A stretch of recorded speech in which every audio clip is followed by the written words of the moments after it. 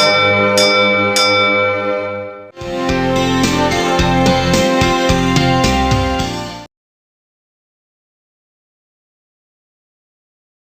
dear students, welcome back to the world of web.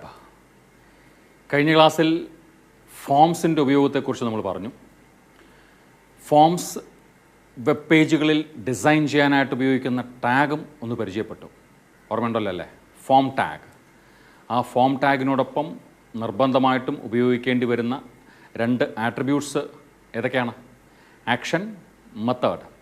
പിന്നെ ആവശ്യമുണ്ടെങ്കിൽ target എന്നൊരു attribute use ചെയ്യാമെന്നും പറഞ്ഞു. പിന്നീട് നമ്മൾ കണ്ടത് ആ ഫോമിനുള്ളിൽ ഡേറ്റ ഇൻപുട്ട് ചെയ്യാനായിട്ട് എന്തൊക്കെ ഫെസിലിറ്റീസ് പ്രൊവൈഡ് ചെയ്യാം എന്നുള്ളതായിരുന്നു. അതിനായിട്ട് we have so many input controls. അതിലേറ്റവും പ്രധാനപ്പെട്ട ഒരു കൺട്രോൾ പരിചയപ്പെട്ടു, ഇൻപുട്ട് ടാഗിലൂടെ we can give different types of input into the form. അതാണ് നമ്മൾ പരിചയപ്പെട്ടത്. അതിൻ്റെ ചില വാല്യൂസും കണ്ടു. അതിൽ ചില വാല്യൂസ് ഉപയോഗപ്പെടുത്തിക്കൊണ്ട് ഒരു വെബ് പേജാണ്, ഒരു HTML ഡോക്യുമെൻ്റാണ് ഇന്ന് നമ്മൾ ആദ്യം കാണുന്നത്. ഇതാ നോക്കിക്കോളൂ. ഇതിനകത്ത് ബോഡി ടാഗിനുള്ളിൽ ശ്രദ്ധിച്ചോളൂ, ഒരു ഹെഡ് ടാഗ് ഉപയോഗിച്ചിട്ടുണ്ട്, H4. വെറുതെ എൻ്റർ യുവർ ഡീറ്റെയിൽസ് എന്നൊരു ഹെഡിങ് കിട്ടാൻ വേണ്ടിയിട്ട് ഉപയോഗിച്ചതാണ്. നമ്മുടെ അറ്റൻഷൻ പോകേണ്ടത് ഫോം ടാഗിനുള്ളിൽ കണ്ടില്ലേ, ഫോം ടാഗിൻ്റെ ആക്ഷൻ ആട്രിബ്യൂട്ടിൽ guestbook.php എന്നൊരു ഫയൽ നെയിം കാണുന്നുണ്ട്. That is A form handler. നമ്മൾ കഴിഞ്ഞ ക്ലാസ്സിൽ പറഞ്ഞ ഫോം ഹാൻഡ്ലർ എന്ന് പറയുന്നത് ഈ കോഡിനെ സംബന്ധിച്ചിടത്തോളം guestbook.php ആണ്. വേറൊന്നുമല്ല, സെർവറിനകത്ത് സൂക്ഷിച്ചിരിക്കുന്ന ഒരു PHP ഫയലിൻ്റെ പേര്. നമ്മൾ ഈ ഫോമിലൂടെ സബ്മിറ്റ് ചെയ്യുന്ന ഡേറ്റ ഈ പെർട്ടിക്കുലർ പ്രോഗ്രാമിലാണ് കിട്ടാൻ പോകുന്നത്.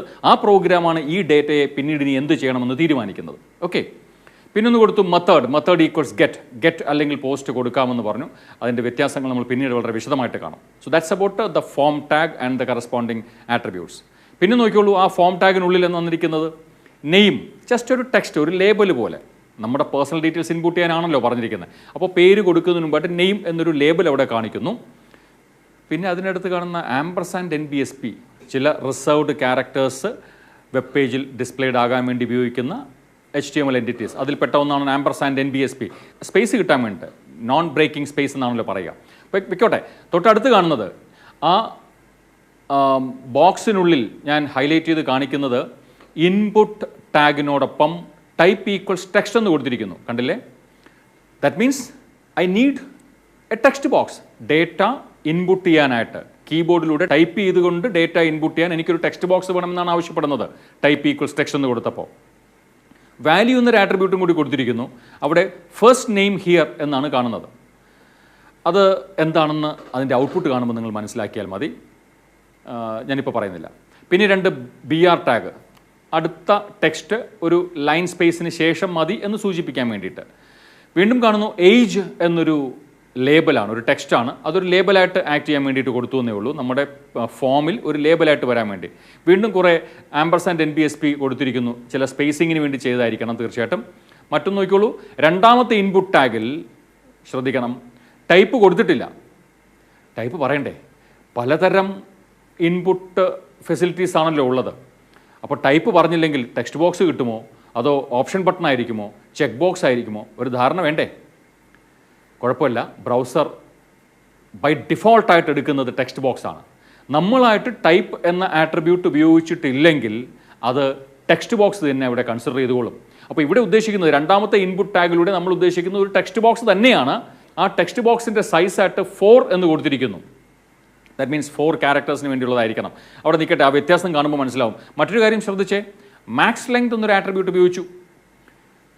ആ രണ്ടാമത്തെ ഇൻപുട്ട് ടാഗിൽ രണ്ടാമതൊരു ആട്രിബ്യൂട്ട് കൂടി ഉപയോഗിച്ചു, മാക്സ് ലെങ്ത് ഈക്വൽസ് 3. അതുകൊണ്ട് ഉദ്ദേശിക്കുന്നത് എന്താണ്? മാക്സിമം 3 ക്യാരക്ടേഴ്സ് ടൈപ്പ് ചെയ്താൽ മതി. അവിടെ 3 അക്ഷരങ്ങൾ മാത്രം ആ ടെക്സ്റ്റ് ബോക്സിൽ ടൈപ്പ് ചെയ്യാൻ പെർമിറ്റ് ചെയ്താൽ മതി എന്നാണ് അതുകൊണ്ട് ഉദ്ദേശിക്കുന്നത്. വീണ്ടും മറ്റൊരു ഇൻപുട്ട് ടാഗ് ഉപയോഗിച്ചിരിക്കുന്നു. അവിടെ ടൈപ്പ് ഈക്വൽസ് റീസെറ്റ് എന്നാണ് കൊടുത്തിരിക്കുന്നത്. ടൈപ്പിനോടൊപ്പം റീസെറ്റ് കൊടുത്തു കഴിഞ്ഞാൽ ആ കൊടുത്തിരിക്കുന്ന ഫോമിൽ ഓൾറെഡി എൻ്റർ ചെയ്തിരിക്കുന്ന വാല്യൂസ് എല്ലാം എറേസ്ഡ് ആവുകയാണ് ചെയ്യുക. വാല്യൂ ഈക്വൽസ് ക്ലിയർ എന്ന് കൊടുത്തു.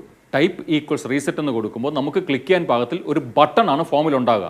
ആ ബട്ടണിൽ എന്തെഴുതി കാണിക്കണം, എന്ത് ടെക്സ്റ്റ് വേണം എന്നുള്ളതാണ് വാല്യൂ എന്ന ആട്രിബ്യൂട്ടിനോടൊപ്പം കൊടുക്കുന്നത്. അപ്പോൾ ഇവിടെ നമ്മൾ ആവശ്യപ്പെടുന്നത് ബട്ടണിൽ കാണിക്കേണ്ട ടെക്സ്റ്റ് ക്ലിയർ എന്നാണ്, അല്ലാതെ റീസെറ്റ് എന്നല്ല. ബട്ടൺ റീസെറ്റിന് വേണ്ടിയുള്ളതാണ്, പക്ഷേ ആ ബട്ടണിൽ എഴുതി കാണിക്കേണ്ടത് ക്ലിയർ എന്ന ടെക്സ്റ്റാണ്. അവസാനത്തെ ഇൻപുട്ട് ടാഗ് നോക്കിയോളൂ, അവിടെ ടൈപ്പ് ഈക്വൽസ് സബ്മിറ്റ് എന്ന് കൊടുത്തു. ഇത് രണ്ടും ഇല്ലാത്ത ഫോംസ് സാധാരണ കാണാറില്ല.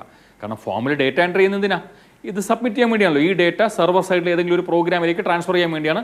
ആ ട്രാൻസ്ഫർ നടക്കണമെങ്കിൽ നിർബന്ധമായിട്ടും ടൈപ്പ് ഈക്വൽസ് സബ്മിറ്റ് എന്നൊരു വാല്യൂ കൊടുത്തിരിക്കണം, ആ ആട്രിബ്യൂട്ട് ഉപയോഗിക്കണം. ഇവിടെയും സംഭവിക്കുന്നതാണ്, ഒരു ബട്ടൺ ഉണ്ടാവുന്നു, ഡേറ്റ നമുക്ക് ക്ലിക്ക് ചെയ്യാൻ പാകത്തിന് ഈ ഡേറ്റ സെർവറിലേക്ക് സെൻഡ് ചെയ്യാനുള്ള ഒരു പ്രൊവിഷൻ, ക്ലിക്കിങ്ങിലൂടെ ഈ ഡേറ്റ എൻ്റർ ചെയ്യാനുള്ള ഒരു പ്രൊവിഷനാണ് ഒരു ബട്ടൺ സെറ്റ് ചെയ്തുകൊണ്ട് നമുക്ക് തരുന്നത്. ആ ബട്ടണിൽ എന്ത് എഴുതി കാണിക്കണം എന്നുള്ളതാണ് അവിടുത്തെ വാല്യൂ പറയുന്നത്. സെൻഡ് എന്നാണ് കാണിച്ചിരിക്കുന്നത്. ഓക്കെ, അപ്പോൾ ഇവിടെ 2 ബട്ടൺസ് ഉണ്ട്. റീസെറ്റിന് വേണ്ടി ഒരു ബട്ടൺ, അതോടൊപ്പം സബ്മിറ്റിന് വേണ്ടി ഒരു ബട്ടൺ. രണ്ടിലെയും ടെക്സ്റ്റ് പക്ഷേ വേറെയാണ് കൊടുത്തിരിക്കുന്നത്. So that's about this HTML code.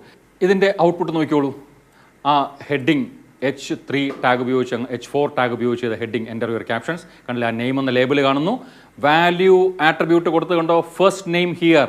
ആ ടെക്സ്റ്റ് ബോക്സിനകത്ത് ഓൾറെഡി ഒരു ടെക്സ്റ്റ് കാണുന്നുണ്ട്, അത് വാല്യൂ ആട്രിബ്യൂട്ടിൽ കൊടുത്താണ്. ഞാനിവിടെ പേര് മാറ്റുന്നു, നമ്മുടെ കുട്ടിയുടെ പേര് കൊടുക്കുന്നു. ഞാനിവിടെ ആർദ്ര എന്ന ഒരു നെയിമാണ് കൊടുക്കുന്നത്. ആർദ്ര AJ, അങ്ങനെ ഒരു കുട്ടിയുടെ പേര് ഞാൻ ഇൻപുട്ട് ചെയ്തു. ഏജ് നമ്മുടെ +2 ക്ലാസ്സിലൊരു കുട്ടിയാണ്, അതുകൊണ്ട് 18 ഏജ് ഞാൻ കൊടുത്തു. അയ്യോ, അപ്പോഴാണ് ഒരു തെറ്റ് പറ്റിയത്, എന്തോ ഒരു മിസ്റ്റേക്ക് പറ്റി. ഞാൻ ക്ലിയർ ചെയ്തു. ക്ലിയർ ബട്ടൺ ക്ലിക്ക് ചെയ്തപ്പോൾ കണ്ടോ ഡേറ്റ മുഴുവൻ പോയി. വീണ്ടും ഞാനിവിടെ ചേഞ്ച് ചെയ്യുന്നു. ആ നെയിമിൻ്റെ സ്ഥാനത്ത് AJ ആർദ്ര എന്നാക്കി മാറ്റി. അപ്പോൾ ചേഞ്ച് വന്നുകൊണ്ടാണ് ഞാൻ ക്ലിയർ ചെയ്ത് വീണ്ടും ഏജ് അവിടെ സെറ്റ് ചെയ്യുന്നു. എന്തൊക്കെ എൻട്രി ഉണ്ടായിരുന്നോ അതെല്ലാം എറേസ്ഡ് ആയി. അടുത്ത് നോക്കൂ, സെൻഡ് ബട്ടൺ ക്ലിക്ക് ചെയ്യുമ്പോൾ ദേ ഇപ്പോൾ നിങ്ങൾ കാണുന്നത് ഫയൽ നോട്ട് ഫൗണ്ട്. അതെന്തുകൊണ്ടാണ് സംഭവിച്ചേ? നമ്മൾ എഴുതി guestbook.php എന്നൊരു ഫയലിലോട്ട് ട്രാൻസ്ഫർ ചെയ്യാനാണല്ലോ പറഞ്ഞത്. അങ്ങനെ ഒരു ഫയലും ഇല്ല, ഇപ്പോൾ എൻ്റെ കമ്പ്യൂട്ടറിനകത്ത് നെറ്റ് കണക്ഷനും ഇല്ല. അതുകൊണ്ട് തന്നെയാണ് ഈ ഡേറ്റ ട്രാൻസ്ഫർ ചെയ്യാത്തത്. ആക്ച്വലി ഇതൊരു വെബ്സൈറ്റിലൂടെയാണ് നമ്മൾ ഈ ഡേറ്റ എൻ്റർ ചെയ്തിരുന്നതെങ്കിൽ ആ സെർവറിനകത്ത് guestbook.php എന്നൊരു ഫയൽ ഉണ്ടായിരുന്നുവെങ്കിൽ ഞാനിവിടെ സെൻഡ് ബട്ടൺ ക്ലിക്ക് ചെയ്യുമ്പോഴത്തേനും ഈ ഡേറ്റ എല്ലാം അങ്ങോട്ടേക്ക് ട്രാൻസ്ഫേർഡ് ആയാനേ. ഓക്കെ, അതേ HTML ഫയൽ, നമ്മൾ തൊട്ട് മുമ്പ് ചെയ്ത HTML ഫയലിനെ ഞാനൊന്ന് മോഡിഫൈ ചെയ്യുകയാണ്. നെയിം ഇൻപുട്ട് ചെയ്യാനുള്ള ടെക്സ്റ്റ് ബോക്സ് ഉണ്ടായിരുന്നു, ഏജ് ഇൻപുട്ട് ചെയ്യാനൊരു ടെക്സ്റ്റ് ബോക്സ് കൊടുത്തു, ലെങ്ത് ഒക്കെ സെറ്റ് ചെയ്തിട്ട് കണ്ടില്ലേ. അവിടെ ലെങ്ത് 3 കൊടുത്തുള്ളൂ, ചെറിയ സൈസായിരുന്നു. നേരത്തെ വിൻഡോ കാണാതെ പോയവർക്കാണെങ്കിൽ ഈ പ്രോഗ്രാം റൺ ചെയ്യുമ്പോൾ വീണ്ടും ഞാൻ ഔട്ട്പുട്ട് വിൻഡോ കാണിച്ചു തരാം, അപ്പോൾ നോക്കിയാൽ മതിയാവും. ഇത്തവണ പരിചയപ്പെടുത്തുന്നത് ഇൻപുട്ട് എന്ന ടാഗിനോടൊപ്പം ടൈപ്പിന് റേഡിയോ എന്നൊരു വാല്യൂ കൊടുത്തു. ജെൻഡർ, ഈ ഫോമിലൂടെ ഡേറ്റ എൻ്റർ ചെയ്യുന്ന കുട്ടിയുടെ ജെൻഡർ ഇൻപുട്ട് ചെയ്യാൻ വേണ്ടിയിട്ടാണ്. അപ്പോൾ ജെൻഡർ എന്നൊരു ലേബിളും കൊടുത്തു. അതിനുശേഷം 3 ഇൻപുട്ട് ടാഗ് ഉപയോഗിച്ചിരിക്കുന്നു. കണ്ടില്ലേ, ആ ടൈപ്പ് എല്ലായിടത്തും റേഡിയോ എന്ന് കൊടുത്തു. നെയിം ആട്രിബ്യൂട്ട് പ്രത്യേകം ശ്രദ്ധിക്കണം, നെയിം ആട്രിബ്യൂട്ടിൻ്റെ വാല്യൂ സെയിം ആയിരിക്കണം. 3 റേഡിയോ ബട്ടൺസ് വയ്ക്കാൻ നമ്മൾ ഉദ്ദേശിക്കുന്നു. ഓരോ റേഡിയോ ബട്ടണിനും നേരെ കൊടുക്കുന്ന ടെക്സ്റ്റാണ് അവസാനം കാണുന്നത്, മെയിൽ, ഫീമെയിൽ, ട്രാൻസ്ജെൻഡർ. ഓരോ ഇൻപുട്ട് ടാഗിൻ്റെയും അവസാനം മെയിൽ, രണ്ടാമത്തെ ഇൻപുട്ട് ടാഗ് കഴിയുമ്പോൾ ഫീമെയിൽ, മൂന്നാമത്തെ ഇൻപുട്ട് ടാഗിന് ശേഷം ട്രാൻസ്ജെൻഡർ എന്ന ടെക്സ്റ്റ് കൊടുത്തിരിക്കുന്നു. ഓക്കെ, അപ്പോൾ ഈ ഓരോ വാക്കിന് മുമ്പും ഒരു സർക്കിൾ ഉണ്ടാവും. 3 ടെക്സ്റ്റും അതിന് ഓരോന്നിനും കറസ്പോണ്ടിങ് ആയിട്ട് ഓരോ സർക്കിളുമാണ് ഔട്ട്പുട്ടിൽ നമ്മൾ കാണുക എന്ന് കരുതി ഈ 3നും 3 പേരുകൾ കൊടുക്കരുത്. നെയിം ആട്രിബ്യൂട്ടിൻ്റെ വാല്യൂ ആയിട്ട് ഡിഫറെൻറ്റ് വാല്യൂസ് കൊടുക്കരുത്. എങ്കിൽ ഒന്നിലധികം ഓപ്ഷൻസ് നമ്മൾ ക്ലിക്ക് ചെയ്താൽ ക്ലിക്ക്ഡ് ആവും. ശരിക്കും അത് പാടില്ലല്ലോ. ഈ 3 ഓപ്ഷനിൽ ഏതെങ്കിലും ഒരെണ്ണം മാത്രമല്ലേ അനുവദിക്കാൻ പാടുള്ളൂ. അതുകൊണ്ടാണ് നെയിം ആട്രിബ്യൂട്ടിന് സെയിം വാല്യൂ കൊടുക്കണം എന്ന് പറയുന്നത്. അത് മറന്നു പോകരുത്. നിർബന്ധമായിട്ടും ടൈപ്പ് റേഡിയോ കൊടുക്കുമ്പോഴത്തേനും നെയിം ആട്രിബ്യൂട്ടിൻ്റെ വാല്യൂ സെയിം തന്നെ ആയിരിക്കണം. എത്ര റേഡിയോ ബട്ടൺസ് ഉണ്ടോ എല്ലാറ്റിൻ്റെയും നെയിം ആട്രിബ്യൂട്ടിൻ്റെ വാല്യൂ സെയിം ആയിരിക്കണം. ഇനി വാല്യൂ അത് ഓരോന്നിനും ഡിഫറൻറ്റ് തന്നെ ആകുകയും വേണം. ഇഷ്ടമുള്ള വാല്യൂസ് കൊടുക്കാം. ആ വാല്യൂ നമുക്ക് ഇവിടെ ഇപ്പോൾ ഇത് ഉപയോഗിക്കാൻ സാധിക്കുന്നില്ല. ശരിക്കും ഇതൊരു സെർവർ സൈഡ് പ്രോഗ്രാമിലേക്ക് ട്രാൻസ്ഫർ ചെയ്യുമെന്ന് പറഞ്ഞല്ലോ.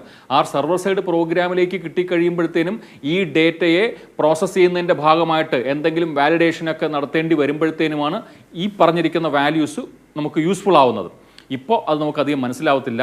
അതുകൊണ്ട് ഈ ഫോം നമുക്കിപ്പോൾ ഒരു ഔട്ട്പുട്ട് കിട്ടുന്ന ഔട്ട്പുട്ടിൽ ഞാൻ കാണിക്കുന്ന ഫോം കിട്ടാൻ വേണ്ടി ഈ വാല്യൂ കൊടുത്തില്ലെങ്കിലും കുഴപ്പമൊന്നുമില്ല. പക്ഷേ യൂഷ്വലി ഒരു പ്രോഗ്രാം എഴുതുമ്പോൾ അല്ലെങ്കിൽ ഇത്തരം വെബ് ഫോംസ് ഡിസൈൻ ചെയ്യുമ്പോൾ വാല്യൂ കൊടുക്കാറുണ്ട്. എങ്കിൽ മാത്രമേ ആ ഡേറ്റയെ സെർവർ സൈഡിലെ പ്രോഗ്രാമിന് പ്രോസസ്സ് ചെയ്യാൻ പറ്റത്തുള്ളൂ.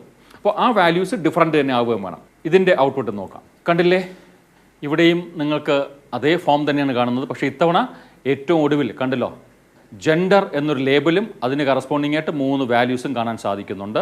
നമുക്കൊന്ന് വാല്യൂസ് കൊടുത്തു നോക്കാം. നെയിം ഞാൻ കൊടുക്കുന്നു ആർദ്ര AJ എന്ന്.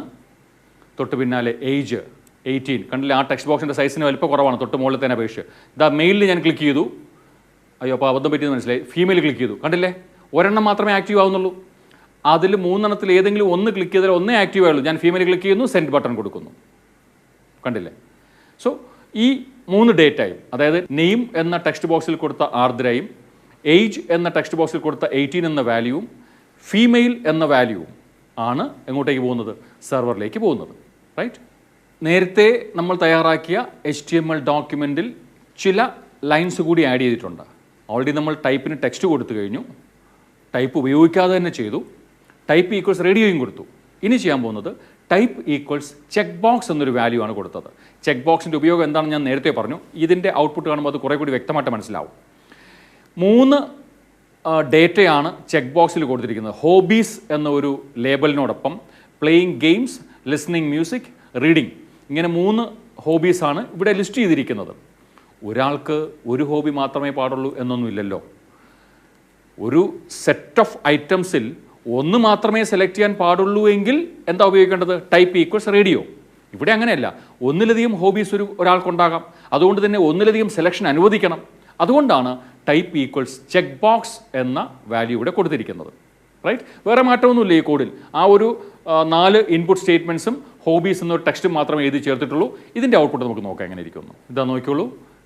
നെയിമിൽ ആർദ്ര AJ എന്ന് വീണ്ടും കൊടുത്തു, ഏജിൻ്റെ ടെക്സ്റ്റ് ബോക്സിലേക്ക് വാല്യൂ കൊടുത്തു, ജെൻഡറിന് ഫീമെയിൽ ഞാൻ ക്ലിക്ക് ചെയ്യുന്നു. അടുത്ത് നോക്കൂ, ഹോബീസ് നമ്മൾ പുതുതായിട്ട് ആഡ് ചെയ്ത പോർഷൻ, അവിടെ പ്ലേയിങ് ഗെയിംസ് ഉണ്ട്, ലിസണിങ് മ്യൂസിക്സ് ഉണ്ട്, റീഡിംഗ് ഉണ്ട്. കണ്ടില്ലേ, അതിൻ്റെ സൈസ്, അതിൻ്റെ ആ ഷേപ്പിൽ വന്ന വ്യത്യാസം കണ്ടോ, സ്ക്വയറാണ് ഇപ്പോൾ കാണുന്നത്. ഓരോ ഐറ്റത്തിന് മുന്നിൽ സ്ക്വയറാണ്. തൊട്ട് മുകളിലാണെങ്കിലോ സർക്കിൾ. റേഡിയോ കൊടുത്തപ്പോൾ സർക്കിൾ കിട്ടി ഓരോ ടെക്സ്റ്റിന് മുന്നിൽ, ഇവിടെ സ്ക്വയറാണ് കിട്ടുന്നത്. നോക്കിക്കോളൂ, ലിസണിങ് മ്യൂസിക് ഞാൻ ക്ലിക്ക് ചെയ്തു, അപ്പോൾ ടിക്ക് മാർക്ക് വീണു. റീഡിംഗ് ക്ലിക്ക് ചെയ്തു, അവിടെയും ടിക്ക് മാർക്ക് വീണു. കണ്ടല്ലോ, 2 ഐറ്റംസ് ഞാൻ സെലക്ട് ചെയ്ത് കഴിഞ്ഞു ഹോബി ആയിട്ട്. അപ്പോൾ ഈ ഫോമിലുള്ള ഡേറ്റ മുഴുവൻ എൻ്റർ ചെയ്ത സ്ഥിതിക്ക് ഞാൻ വീണ്ടും സെൻഡ് ബട്ടൺ ക്ലിക്ക് ചെയ്യുന്നു.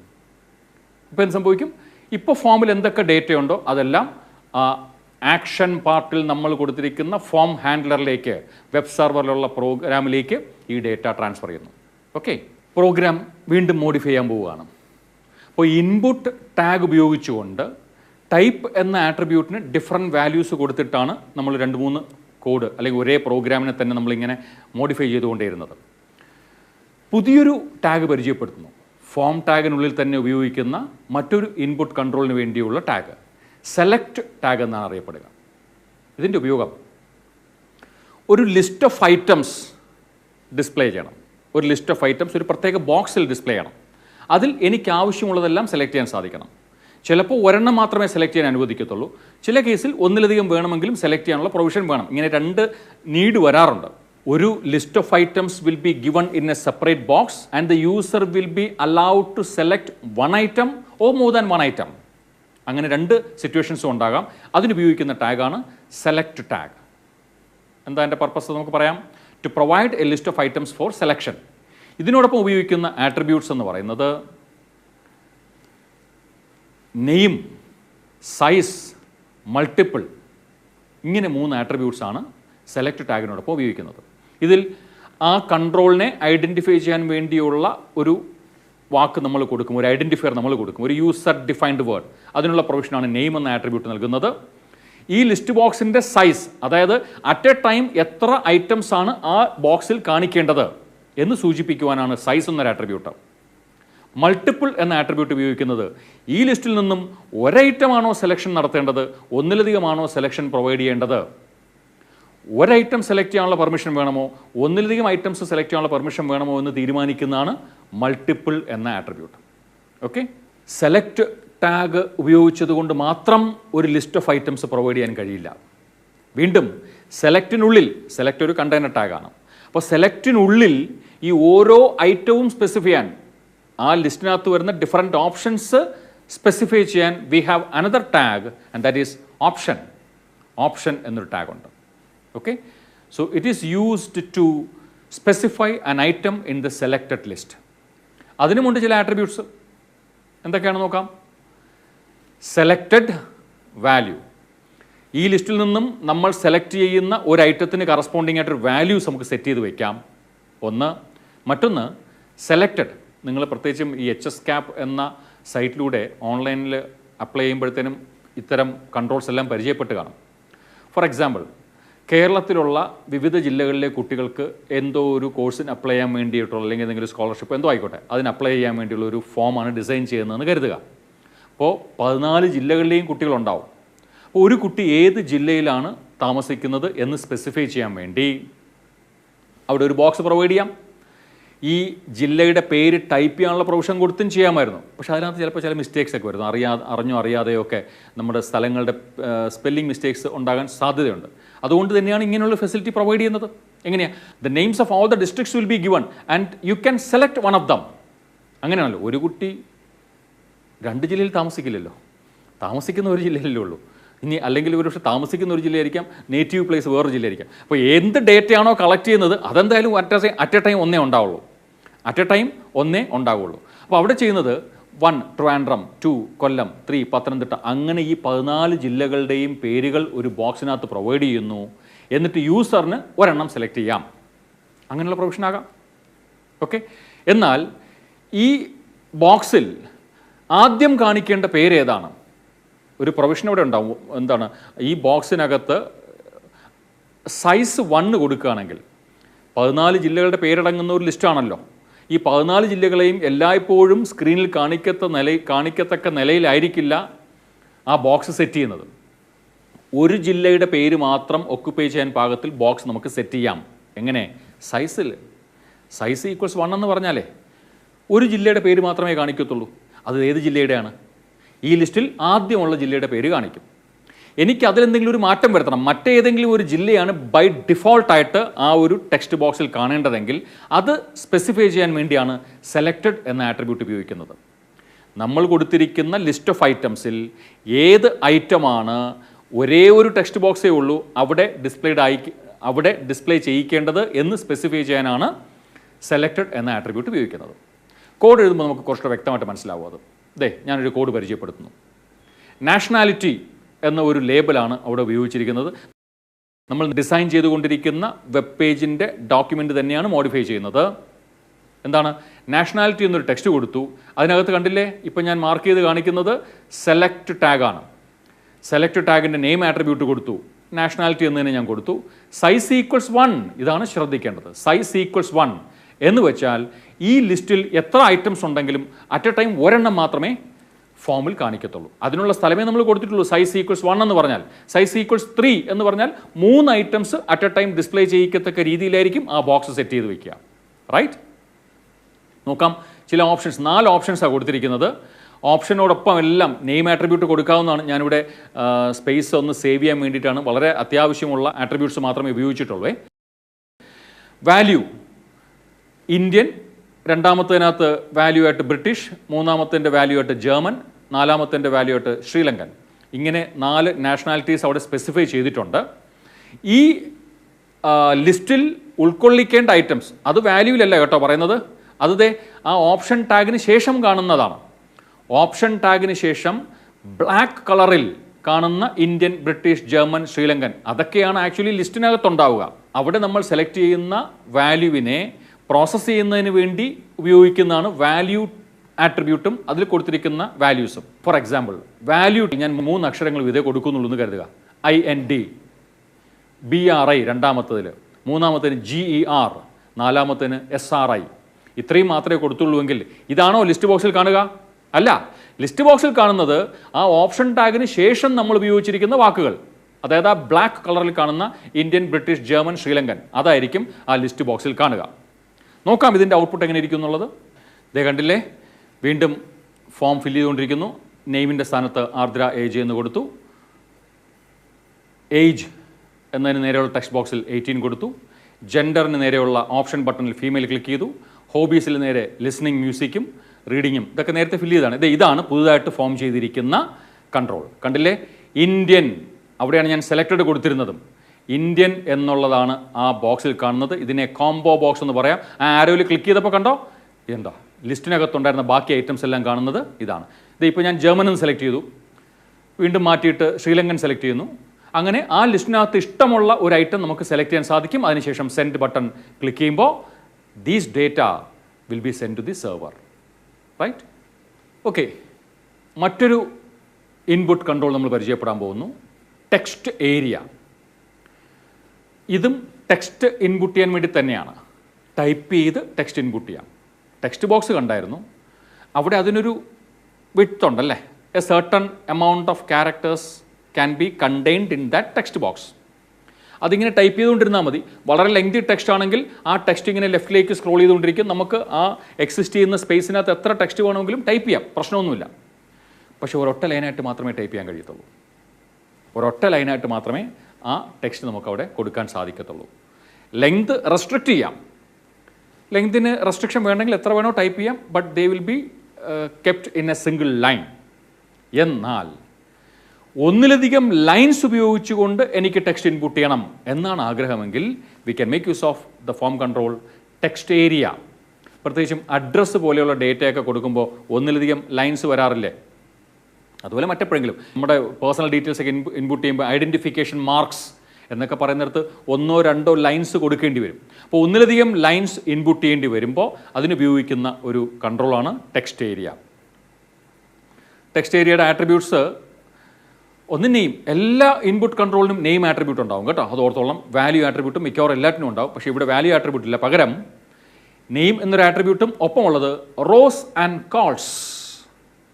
റോസ് എന്നതുകൊണ്ട് ഉദ്ദേശിക്കുന്നത് നമ്പർ ഓഫ് റോസ്, എത്ര ലൈൻസ് ആണ്, എത്ര ലൈൻസിനെ ഒക്കുപ്പൈ ചെയ്യാനുള്ള സ്പേസ് ആണ് കാണിക്കേണ്ടത്. ടെക്സ്റ്റ് ഇൻപുട്ട് ചെയ്യാൻ വേണ്ടി ഒരു സ്പേസ് നമുക്ക് അലോക്കേറ്റ് ചെയ്യണമല്ലോ. ആ സ്പേസിൽ എത്ര ലൈൻസ് അറ്റ് എ ടൈം നിർത്താനുള്ള ഹൈറ്റ് വേണം, അതാണ് rose. Number of rows that can be displayed at a time. എത്ര റോസ് വേണോ കൊടുക്കാം കേട്ടോ. ഞാനിപ്പോൾ റോസ് ഈക്വൽസ് 5 എന്ന് കൊടുത്തു എന്ന് കരുതുക. അപ്പോൾ എനിക്ക് ഞാൻ അവിടെ കാണുന്ന ആ ടെക്സ്റ്റ് ഏരിയയിൽ 5 ലൈൻസ് മാത്രമേ അറ്റ് എ ടൈം എനിക്ക് കാണാൻ കഴിയുള്ളൂ. പക്ഷേ ആ ഏരിയക്കകത്ത് എത്ര ലൈൻ വേണമെങ്കിലും എനിക്ക് ടൈപ്പ് ചെയ്തുകൊണ്ടേ ഇരിക്കാം. അറ്റ് എ ടൈം കാണാൻ കഴിയില്ല എന്നേ ഉള്ളൂ. ആ സമയത്ത് സ്ക്രോൾ ബാറും കയറി വരും അവിടെ. Okay, that's about A rose attribute. ഇനി കോൾസ് എന്ന് ഉദ്ദേശിക്കുന്നത് ഒരു റോയിൽ എത്ര അക്ഷരങ്ങളാണ് വേണ്ടത്, എത്ര റോസ് വേണമെന്നുള്ളത് റോസ് എന്ന ആട്രിബ്യൂട്ടിൽ കൊടുക്കുക. എത്ര ലൈൻസ് ഓഫ് ടെക്സ്റ്റ് ആണ് അതിനകത്ത് വേണ്ടതെന്നുള്ളത്. ഓരോ ലൈനിലുമുള്ള ടെക്സ്റ്റിൽ എത്ര അക്ഷരങ്ങളെ ഉൾക്കൊള്ളുന്ന വിധത്തിലാവണം ആ ഏരിയ സെറ്റ് ചെയ്യേണ്ടത് എന്ന് സൂചിപ്പിക്കുന്നതാണ് കോൾസ് എന്ന ആട്രിബ്യൂട്ട്. ഇത് വെച്ചൊരു കോഡ് ഞാൻ എഴുതിയിരിക്കുന്നു, കണ്ടില്ലേ? അഡ്രസ് എന്നൊരു ലേബിൾ കൊടുത്തു. അതിന് തൊട്ട് താഴെ നിങ്ങൾ കാണുന്നത് text area. Rose equals 5, calls equals 25. ഇതുകൊണ്ട് ഉദ്ദേശം എന്താണെന്നറിയോ? 5 ലൈൻസ് ആ ഏരിയക്കകത്ത് അറ്റ് എ ടൈം കാണണം. അതിനുള്ള സ്പേസ് അവിടെ ഉണ്ടാകണം. ഓരോ ലൈനിലും മാക്സിമം 25 ക്യാരക്ടേഴ്സ് വരെ ഉൾക്കൊള്ളാവുന്ന ഏരിയ ആണ് വിസിബിൾ ആക്കേണ്ടത്. ടൈപ്പ് ചെയ്താൽ അതിങ്ങനെ ലെഫ്റ്റിലേക്ക് മാറിക്കൊണ്ടേയിരിക്കും. ഓക്കെ, നോക്കാം ഇതിൻ്റെ ഔട്ട്പുട്ട് എങ്ങനെ ഇരിക്കും എന്നുള്ളത്. ഇതാ ശ്രദ്ധിച്ചോളൂ, അതേ ഫോം തന്നെയാണ്. ഫസ്റ്റ് ഡേറ്റ വീണ്ടും ഫില്ല് ചെയ്യുന്നു, ആർദ്ര AJ എന്ന് പറഞ്ഞിട്ട്. ഏജ് എന്ന ടെക്സ്റ്റ് ബോക്സിൽ വാല്യൂ കൊടുക്കുന്നു 18. വീണ്ടും ജെൻഡറിൽ ഓപ്ഷൻ ബട്ടൺ കൊടുക്കുന്നു ഫീമെയിൽ. ഹോബീസിൽ 2 വീണ്ടും കൊടുത്തു, listening music and reading. Nationality Indian ആണ് സെലക്റ്റഡ് ആയിട്ട് കിടക്കുന്നത്, അത് തന്നെ ഓപ്റ്റ് ചെയ്യുന്നു. തെറ്റിപ്പോയെന്നെങ്കിൽ ദേ വീണ്ടും നമുക്ക് മാറ്റാം. ദേ കണ്ടില്ലേ, യുവർ അഡ്രസ് അതവിടെ വാല്യൂ ആയിട്ട് കൊടുത്തിരുന്നതാണ്, ദേ ടൈപ്പ് ചെയ്യുന്നു. ഈ കുട്ടിയുടെ അഡ്രസ്സാണ് അവിടെ ടൈപ്പ് ചെയ്യുന്നത്. 25 ക്യാരക്ടേഴ്സ് നിൽക്കാനുള്ള സ്ഥലമുണ്ട്, പക്ഷേ ഫസ്റ്റ് ലൈനിൽ നമുക്ക് അത്രയും ക്യാരക്ടേഴ്സ് വേണ്ടി വന്നില്ല. അത് ടൈപ്പ് ചെയ്തു, എൻ്റർ ചെയ്തു. വീണ്ടും സെക്കൻഡ് ലൈനിലുള്ള ഡേറ്റ ടൈപ്പ് ചെയ്യാനുള്ള ശ്രമമാണ് ഈ കുട്ടി. ആ ലൈനും ഫിനിഷ് ചെയ്യുന്നു. വീണ്ടും എൻ്റർ കീ പ്രസ് ചെയ്തുകൊണ്ട് 3ാമത്തെ ലൈനിലേക്ക് പോകുന്നു. ഓക്കെ, വീണ്ടും